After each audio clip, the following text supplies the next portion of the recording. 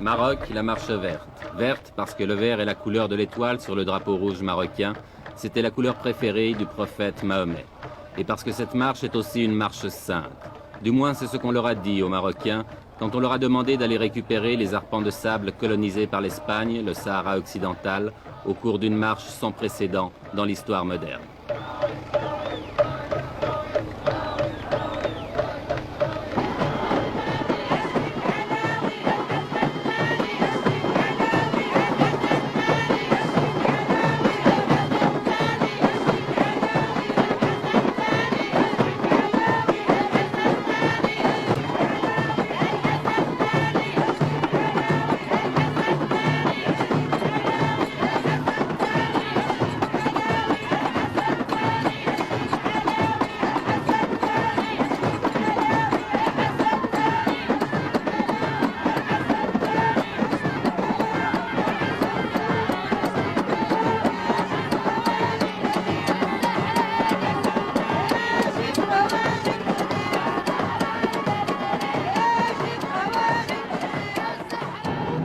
Un homme a eu l'idée de cette marche, à moins que quelqu'un la lui ait suggérée, une idée politiquement géniale, même si on peut la critiquer, et cet homme, le voici, il a 46 ans, c'est le roi du Maroc, Hassan II.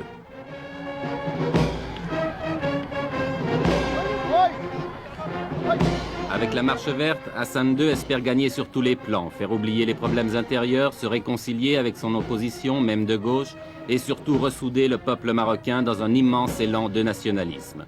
On dit qu'il joue sa couronne dans cette opération et c'est vrai qu'elle n'est pas sans risque. La tension dans cette région du Maghreb est montée dangereusement et justement, le secrétaire général des Nations Unies, M. Kurt Waldheim, était venu ce jour-là pour en discuter avec le roi.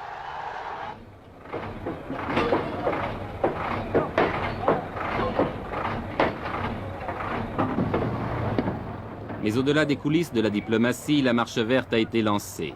L'armée et la police, l'administration civile contribuent à sa réalisation. C'est presque la totalité des moyens de transport du pays qui ont été mobilisés, trains, autocars et camions rassemblés à Marrakech, devenue la capitale du grand départ.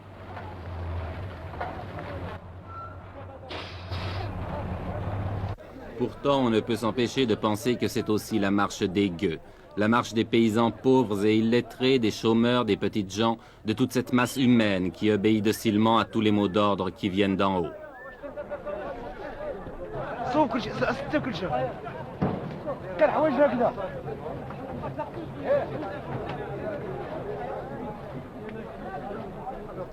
Le roi avait demandé 350 000 volontaires. Ils ont été presque le double à s'inscrire. Pour beaucoup, c'était l'occasion de faire pour la première fois de leur vie un grand voyage ou de voir la mer, bref, presque des vacances offertes et organisées par Sa Majesté.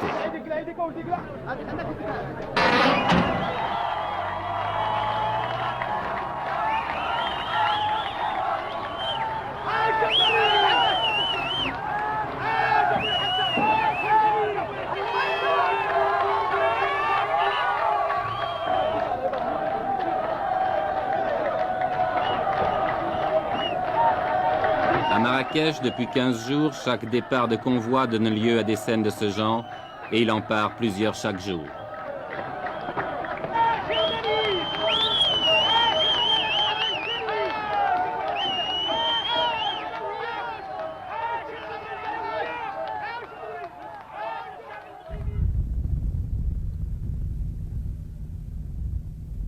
Ils sont partis de toutes les régions du pays, de toutes les provinces.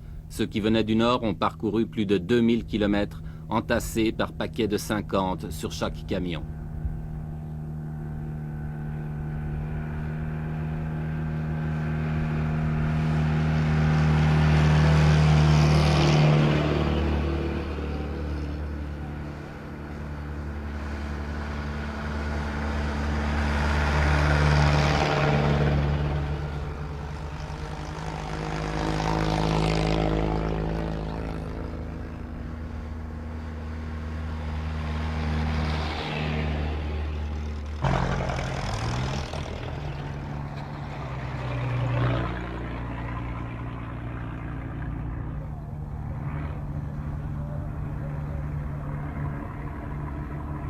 1000, 1500, 2000 kilomètres de soleil et de poussière, de chaleur et de soif, de fatigue.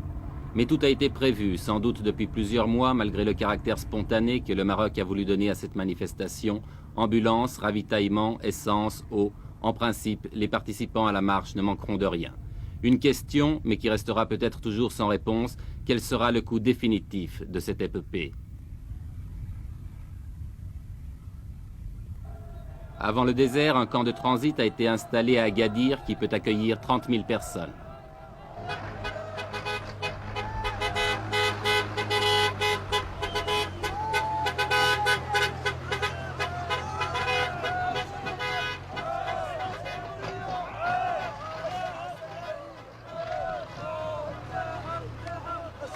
Vous venez d'où? De la province de Taza.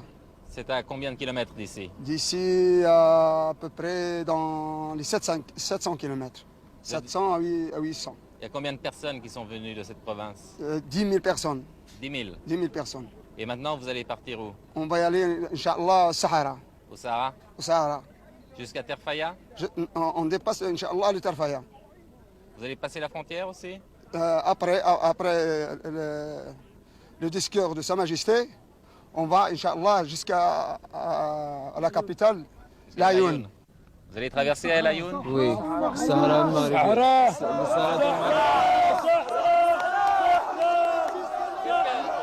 Qu'est-ce que ça signifie?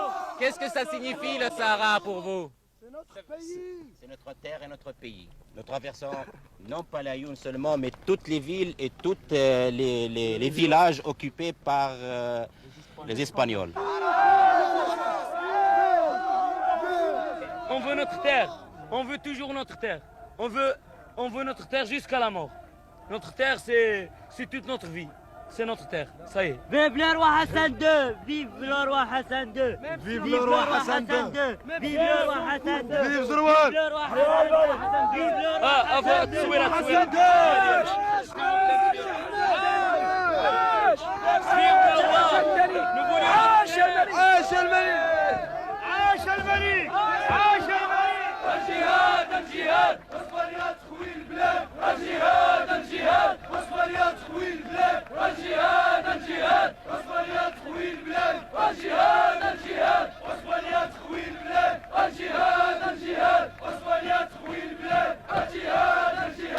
Cela fait plus de 2 semaines maintenant que les premiers convois ont pris la route du sud.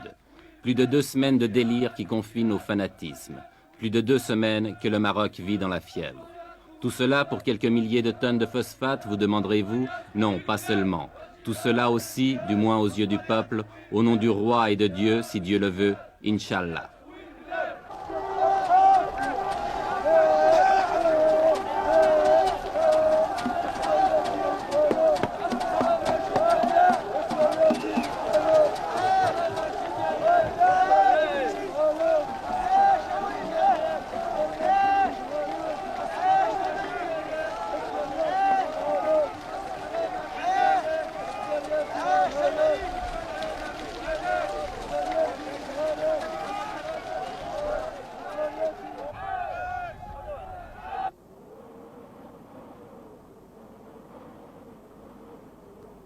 « 350 000 personnes lancées dans le désert, affrontant les vents de sable, reconnaissons que cela ne s'était jamais vu. En deçà des considérations politiques qu'elle peut inspirer, la Marche verte offre le spectacle hallucinant d'une nation jetée dans l'aventure. Folie ou coup de bluff, impérialisme ou nationalisme, je l'ignore. Mais regardez ces images.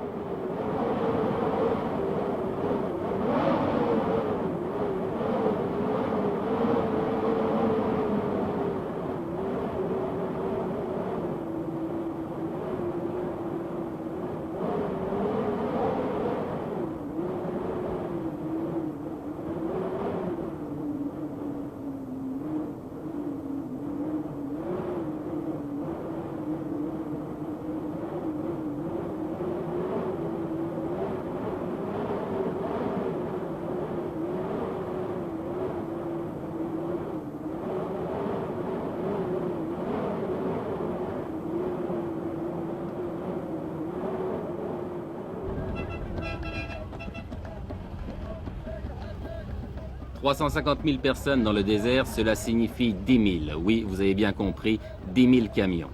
En une journée, ce sont 5 convois comme celui-ci que nous avons rencontré sur la route. Par mesure de sécurité et pour éviter un trop grand désordre, tous les arrêts s'effectuent en dehors des localités.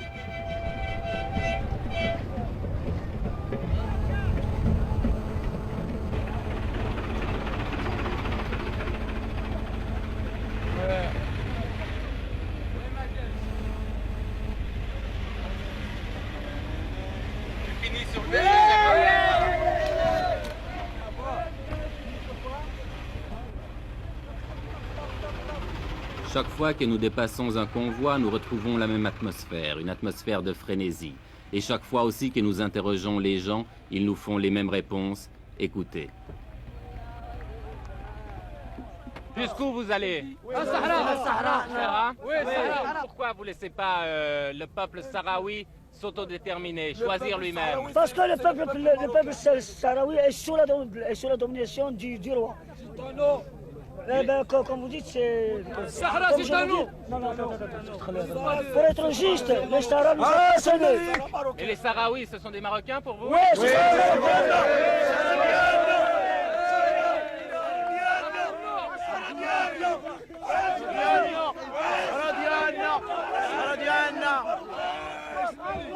عسل وحسن ده الله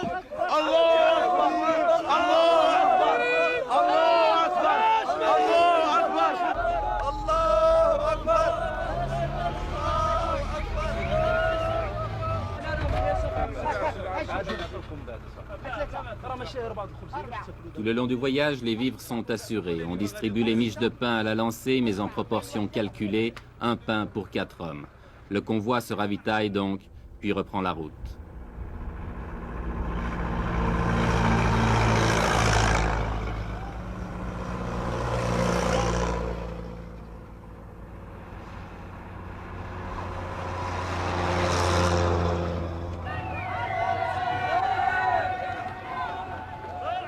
Oui, tout le Maroc vit à l'heure de la marche verte. Oui, c'est devenu une épopée nationale. Chaque traversée de ville en témoigne.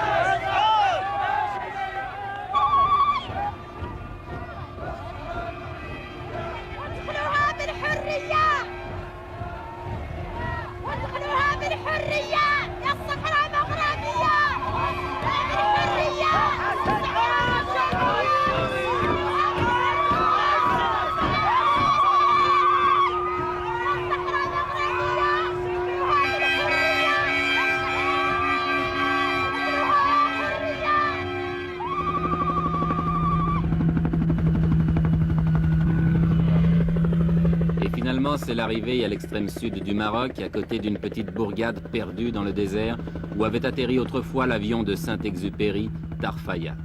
Tarfaya qui est maintenant devenu un gigantesque camp, dernière étape de la marche verte avant la traversée de la frontière qui délimite le Sahara espagnol.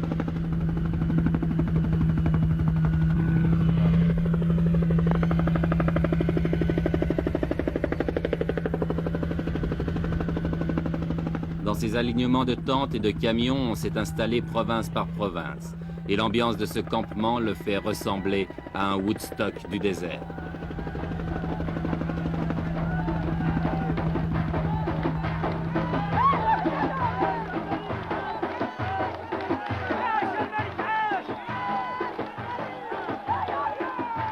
Car c'est tous les jours la fête, organisée ou pas. Ici, c'est la fête parce que le Khaïd, le maire de Tarfaya, est venu rendre visite à ses innombrables voisins.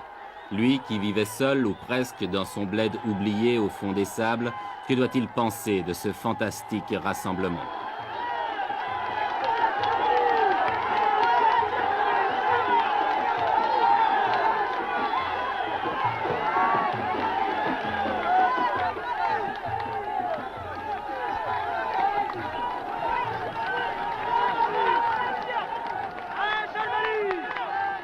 Avec une prodigieuse capacité d'adaptation, la foule s'est installée rapidement.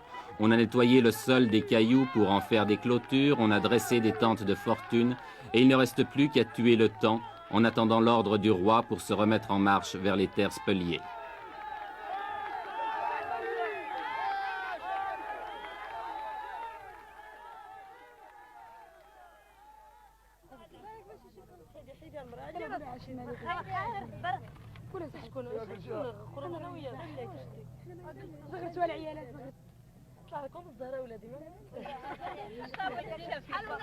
Les vivres sont distribués par les organisateurs, mais comme on n'est jamais si bien servi que par soi-même, on s'est mis à faire la cuisine, à frire les beignets, à faire bouillir le thé de menthe ou même à cuire le pain.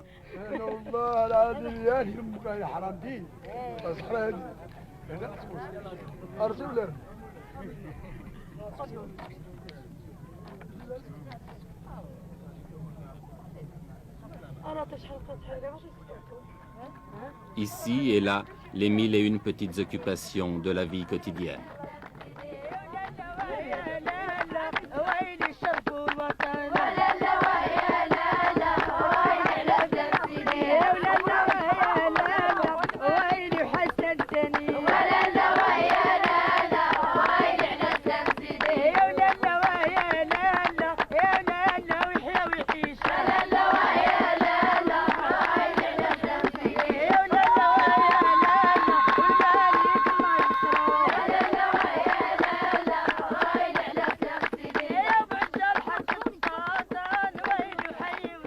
On danse, tandis qu'à quelques kilomètres de là, on se prépare peut-être à la guerre.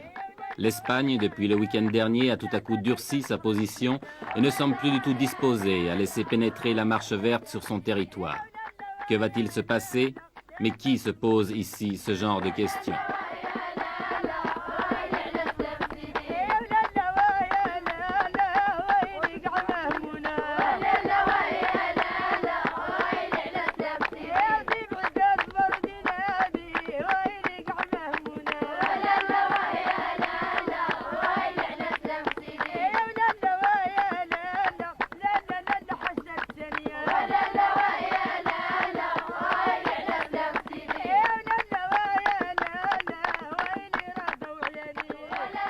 La marche verte n'a pas encore franchi la frontière, mais on ne voit pas comment elle pourrait maintenant s'arrêter, car ce qui est sûr, c'est qu'elle a dépassé le point de non-retour.